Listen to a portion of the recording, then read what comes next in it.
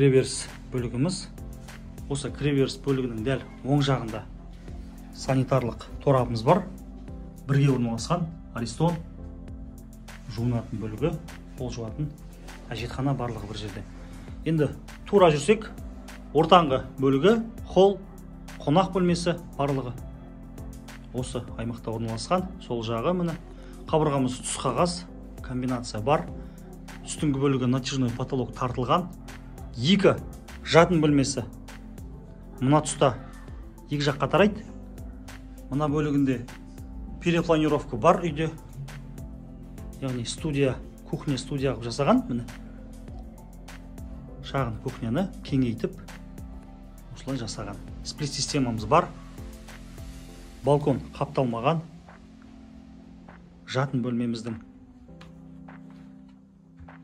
келбеті, түс қағаз. Жердегі төсенішіміз линолеум. Мына тұста екінші жатын бөлмесі.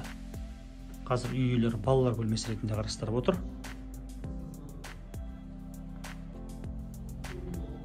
Шамамен 60 шаршы метрдің көлемі. Осы пәтерімізді сатып алу жөнінде біздің Instagram парақшамыздың постасындағы нөмірге хабарлассаңыздар болады.